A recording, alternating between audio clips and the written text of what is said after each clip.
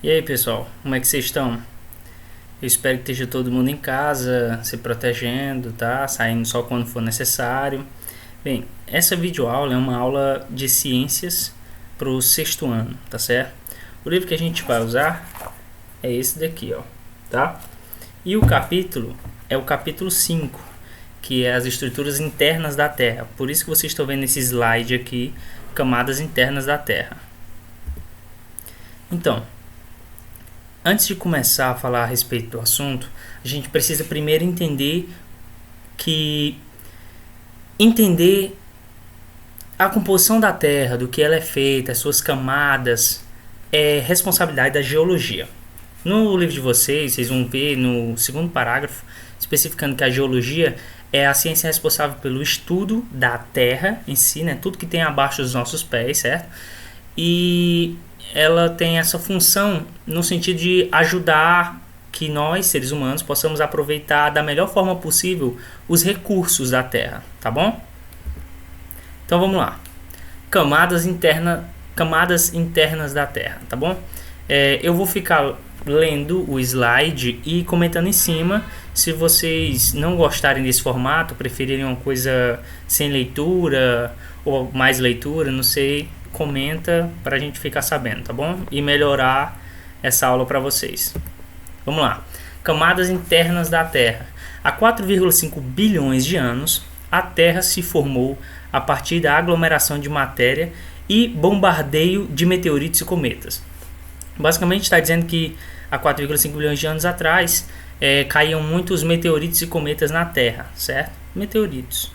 Cada corpo que se chocava com ela, a alta velocidade convertia a energia de seu movimento em calor, fazendo com que o planeta ficasse fundente e até hoje vem se esfriando.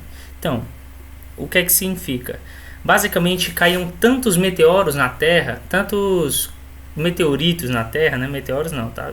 Tantos meteoritos na Terra que o impacto gerava tanta energia que se convertia em calor que fazia com que a Terra do planeta começasse a se derreter, certo? Por isso essa palavra fundente.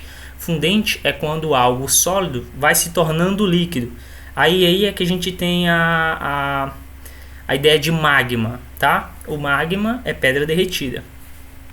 O material mais denso afundou para constituir o núcleo, enquanto que os mais leves formaram a crosta.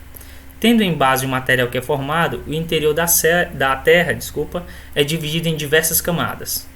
Vamos lá, essas são as camadas da Terra, que são crosta terrestre, tá? Isso aqui é porque acho que está em outro idioma, mas é a crosta terrestre, o manto e o núcleo. São as três partes principais da célula, certo? Se você imaginar a célula como se fosse um ovo, a crosta terrestre é como se fosse a casca do ovo. O magma, o manto, né, seria a clara do ovo. E a gema do ovo seria o núcleo. Então vamos lá. Crosta terrestre. Eu vou lendo aqui os slides, pessoal, mas esse conteúdo tem no livro de vocês, talvez até mais completo, tá? Se vocês quiserem ler o que está aqui e ler o que está no livro, é bem melhor para vocês absorverem melhor o conteúdo, tá? Esse aqui é um resumão, certo? Crosta é a parte menos densa e mais consistente das camadas que compõem a Terra. Isso significa o quê? A gente pode dizer assim que é como se fosse a parte mais sólida, tá?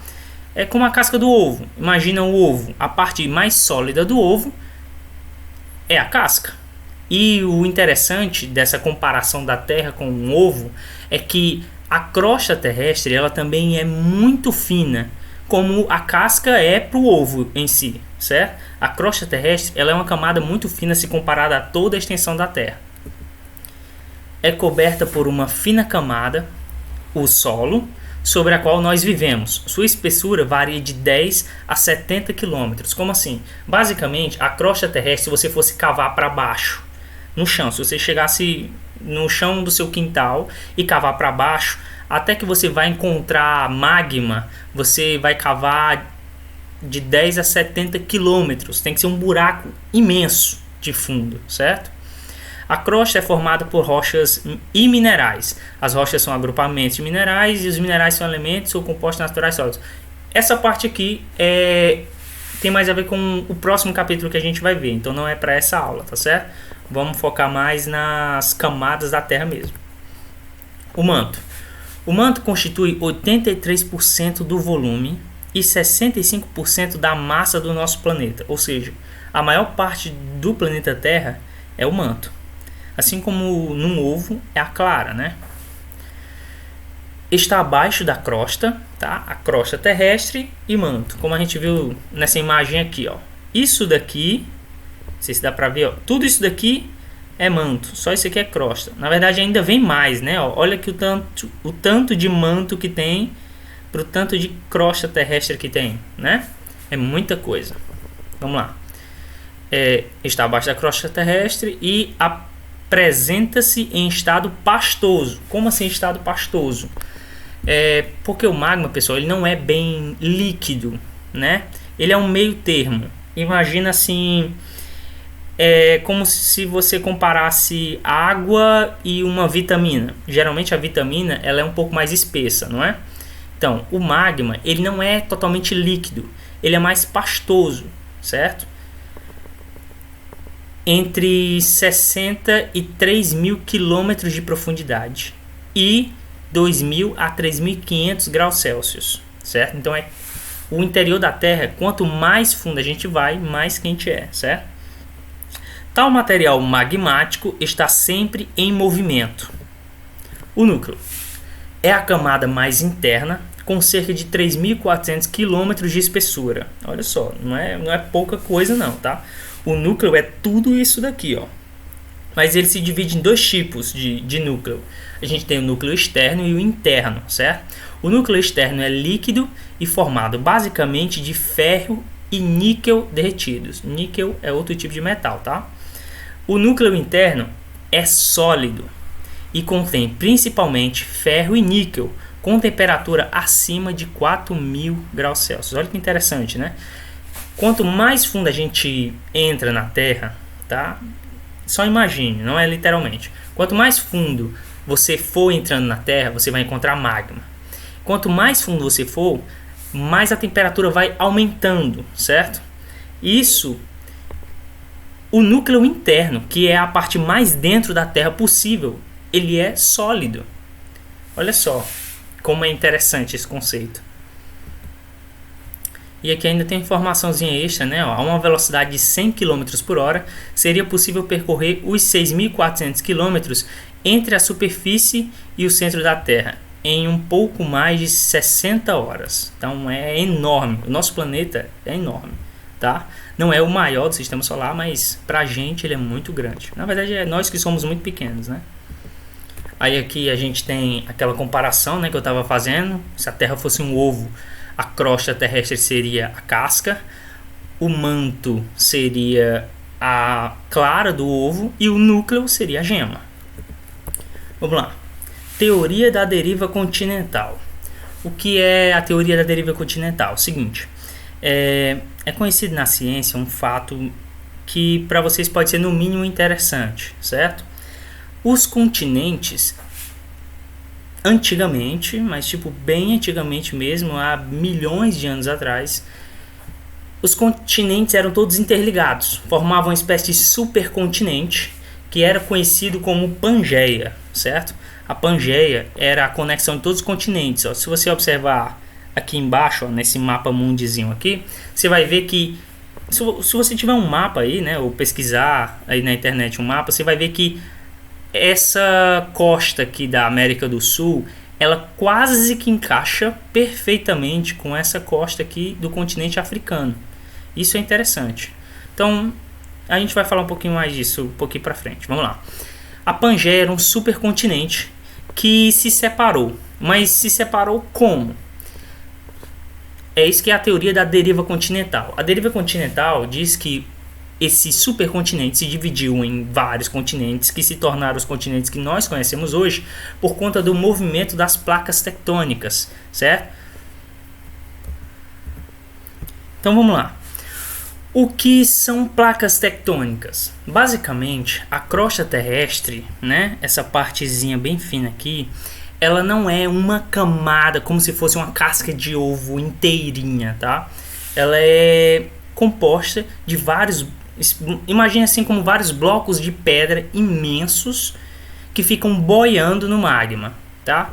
É como se você pegasse um ovo cozido e só quebrasse a casca dele, né? Deixasse ela toda rachada, certo?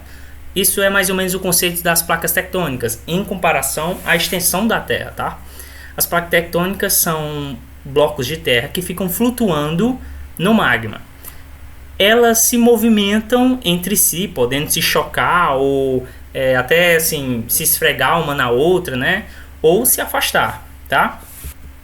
Ó, aqui a gente tem um mapa das placas tectônicas. Ó, placa indiana, placa africana, eurasiana, placa norte-americana. O Brasil, ele tá assim, praticamente no centro da placa sul-americana. E é por isso que aqui no Brasil a gente não é muito comum fenômenos como furacões, tsunamis, vulcões, tá? E a gente vai entender por que disso um pouquinho mais pra frente. Espera aí. Então, as placas tectônicas, elas se classificam pelo tipo de movimento, tá? A gente tem placas transformantes, placas convergentes e placas divergentes. Vamos lá. Transformantes são aquelas que eu disse que elas tipo se esfregam entre si, né? Porque na verdade elas não se esfregam, tá? É porque elas se movimentam em sentido contrário, mas elas podem se tocar, tá? As divergentes são as que se afastam entre si e as convergentes são as que se chocam. Aí aqui na imagem você está vendo, ó, que tem uma placa tectônica basicamente indo para baixo da outra, tá? O interessante das convergentes é que elas são quem dão origem a cadeias montanhosas ou até a vulcões, tá? Então, só recapitulando, de acordo com o livro de vocês, se vocês quiserem observar aí, eu espero que estejam, tá? As placas divergentes, a gente tem um afastamento. As placas transformantes, a gente tem um deslizamento lateral, tá?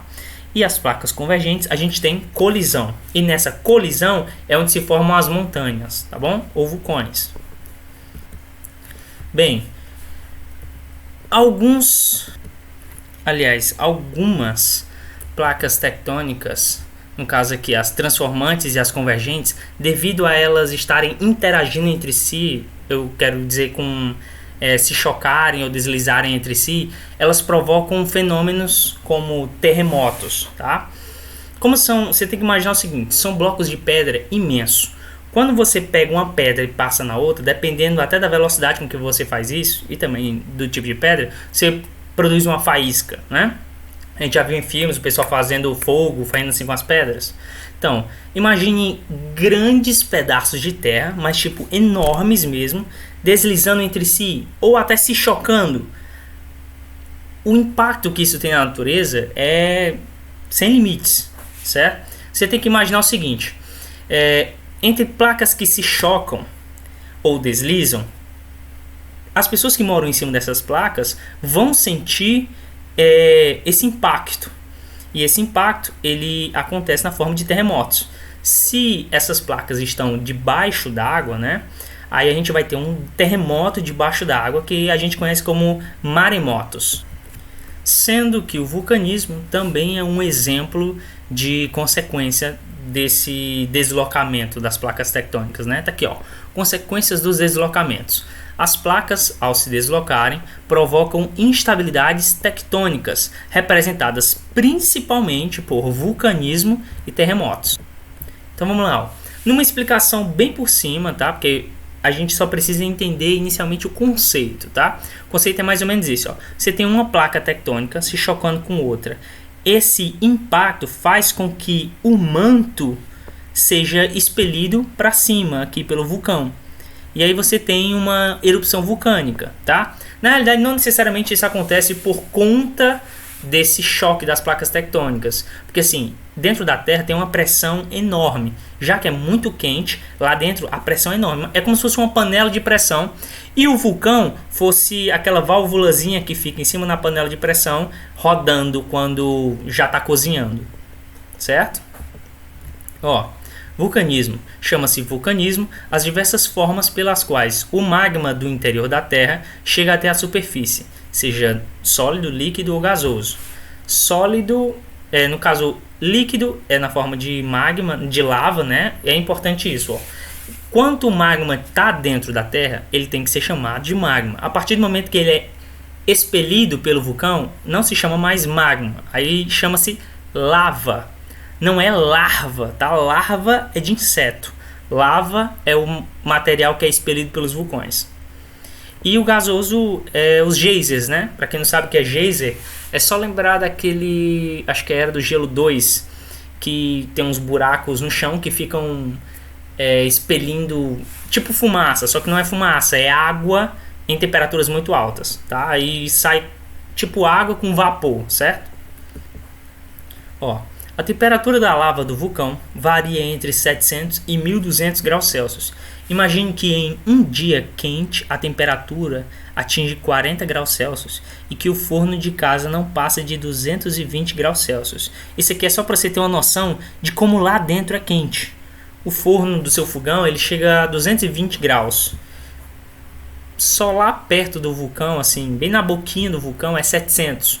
Então, na realidade, chegar perto do vulcão é possível? É, se ele estiver inativo. Porque se ele estiver ativo, só os gases que ele vai expelir antes dele expelir a lava já mataria você com problemas respiratórios, tá? Estrutura de um vulcão. A gente tem aqui o magma, né? E observe que o magma ainda está subindo, não saiu. Aqui ele já é chamado de lava, aqui ainda é magma. Aqui a gente tem, aqui a chaminé principal, né? Câmara magmática, aqui são as chaminés secundárias. É porque tipo assim, a pressão é tão grande dentro do vulcão que a lava ela acaba saindo por onde der, certo? Aqui a gente tem uma imagenzinha, ó, cone principal, a chaminé, né? Aqui é a estrutura de um vulcão. Chaminé, cratera, cone principal, câmara magmática, que a gente viu na outra imagem, tá? Olha só, os geysers, né, que eu falei. Fontes termais que expulsam em intervalos de tempo jatos de água e vapor por conta da temperatura sobre a Terra ser tão alta que faz com que a água esquente tanto que ela seja expelida. É como se você deixar uma panela de pressão por muito tempo no fogo, vai chegar um momento que ela vai explodir, porque não vai aguentar a pressão que tem lá dentro, certo? Riscos e benefícios dos vulcões. Isso aqui é interessante. Ó. Os vulcões não são só catástrofes destruidoras. O homem já se beneficia deles na exploração de gases e no aproveitamento do calor vulcânico. O solo resultante da decomposição das lavas é muito rico em nutrientes para plantas. Inclusive, isso é mencionado até no primeiro filme dos Incríveis, quando o Senhor Incrível vai na casa do patrão que ele não conhece, aquela mulher de cabelo branco ainda comenta, dizendo que o solo ao redor do vulcão é muito fértil. Isso é interessante porque, apesar de ser um fenômeno, né, uma erupção vulcânica ser um fenômeno que pode matar centenas de milhares de pessoas, ainda assim é um fenômeno que ajuda a natureza em si, né, coisa que o próprio ser humano não colabora muito. A gente tem aqui, ó, terremotos, são vibrações produzidas na crosta terrestre quando as rochas saem do lugar de forma súbita, né? Você tem as placas tectônicas deslizando entre si. Imagine, é porque assim, pessoal, não sei se está dando para ter uma noção, mas é porque são blocos de pedra imensos deslizando um no outro. Isso provoca um tremor de terra, certo? Ó, vibração que se origina nas profundezas da crosta. A vibração propaga-se pelas rochas por meio de ondas sísmicas. O ponto onde se inicia o terremoto é o hipocentro. O ponto da superfície da Terra onde ele se manifesta é o epicentro, tá? Tem essa diferença. O hipocentro é onde começou o terremoto. O epicentro é onde ele se manifesta na Terra, tá? Assim, na superfície, né? Onde nós estamos, tá? Tudo que a gente constrói e tudo mais é na crosta terrestre. Por mais fundo que seja, pode ser até uma petrolífera, né? Onde a gente retira o petróleo do fundo da Terra, que não é tão fundo assim comparado ao tamanho da Terra.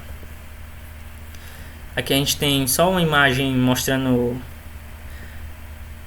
a crosta terrestre. Ó, a crosta terrestre, mesmo por mais fundo que seja o oceano, ainda está em cima da crosta terrestre, tá bom? E bom, pessoal, é isso, tá? Essa foi a aula de ciências do 6º ano. certo? Do capítulo 5 sobre as camadas da Terra, né? A estrutura interna da Terra. Espero que tenha tudo ficado claro.